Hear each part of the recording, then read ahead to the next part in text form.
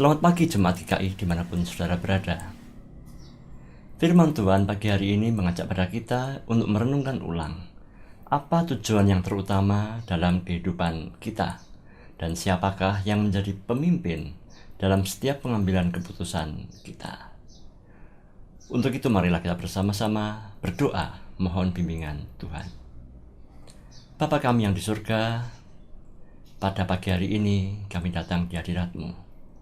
Kami akan merenungkan bagian dari firman Tuhan. Biarlah Engkau membimbing kami agar apa yang kami lakukan sehari-hari merupakan bagian dari ketaatan kami akan pimpinan Tuhan. Dalam nama Tuhan Yesus Kristus kami berdoa. Amin.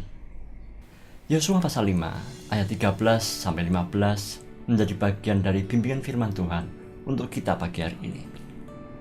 Demikian saya bacakan untuk kita semua. Ketika Yosua dekat Yeriko, ia melayangkan pandangnya. Dilihatnya seorang laki-laki berdiri di depannya, dengan pedang terhunus di tangannya. Lalu Yosua mendekatinya dan bertanya kepadanya, "Kawankah engkau atau lawan?" Jawabnya, "Bukan. Tetapi akulah panglima bala tentara Tuhan. Sekarang aku datang." Lalu sujudlah Yosua dengan mukanya ke tanah, menyembah dan bertanya kepadanya, "Apakah yang akan dikatakan Tuanku kepada hamba-Mu ini?" Panglima bala tentara Tuhan itu kemudian berkata kepada Yosua, "Tanggalkanlah kasutmu dari kakimu, sebab tempat di mana engkau berdiri itu kudus." Dan Yosua pun berbuat demikian. Yang berbahagia ialah kita sekalian yang bersama-sama hidup di dalam bimbingan firman Tuhan. Saudara-saudara yang terkasih, dari bacaan yang kita baca pagi hari ini mengkisahkan tentang Yosua yang berdiri di depan tembok Yeriko. Yeriko adalah sebuah kota besar dengan berkubu kuat. Di hadapannya tembok terbentang, seperti halnya masalah dan masa depan yang belum jelas. Adakah Yeriko yang ada di depan sanggup ia kalahkan? Pada saat-saat yang krusial semacam itu, ia berjumpa dengan seseorang yang memegang pedang terhunus. Lalu Yosua pun dengan wajar bertanya, "Engkaukah kawan atau lawan kami?" Jawab yang ditanya sangat singkat dan mengejutkan. Ia menjawab, bukan lawan ataupun kawan. Namun ia berjawab, "Aku panglima bala tentara Tuhan." Jawab ini sangat penting. Tuhan tidak berkata, "Aku ada di pihakmu," atau "Aku adalah lawanmu." Namun ia berkata, "Akulah sang panglima." Artinya Tuhan tidak datang untuk mendukung rencana Yosua untuk mengalahkan Yeriko. Yosua yang harus menyesuaikan diri dengan rencana Tuhan.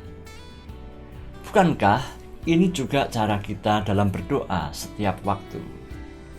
Saat menghadapi masalah, kita sering berkata pada Tuhan, "Tuhan, tolonglah aku, berpihaklah padaku, lancarkanlah usahaku, lancarkanlah rencanaku, menangkanlah perjuanganku." Hal ini sangat wajar.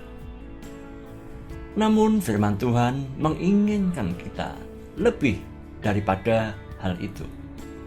Yang lebih penting bukanlah apakah Tuhan ada di pihak kita, melainkan apakah kita mau ada di pihak Tuhan.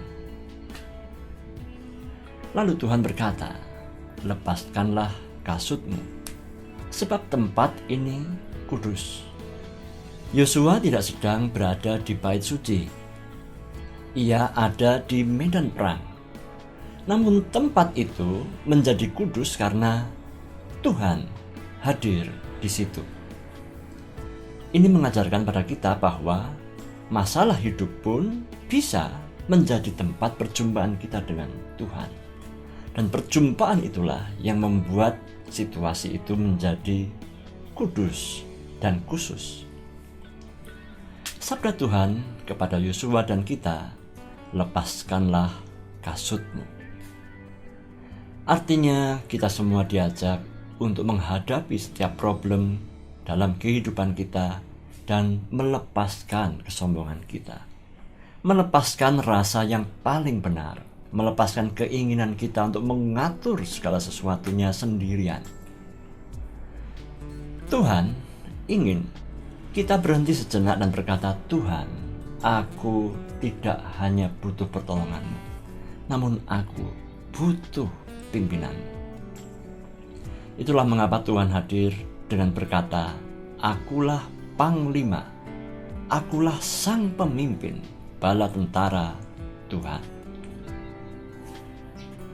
Di zaman sekarang ini, kita sering diajari untuk bertindak cepat, cepat memutuskan, cepat mengandalkan kemampuan kita sendiri. Dan seringkali terjadi miskonsepsi antara apa yang Tuhan kehendaki dengan apa yang saya kehendaki. Firman Tuhan hari ini ingin berkata bahwa sebelum kita melangkah, kita perlu bersujud terlebih dahulu.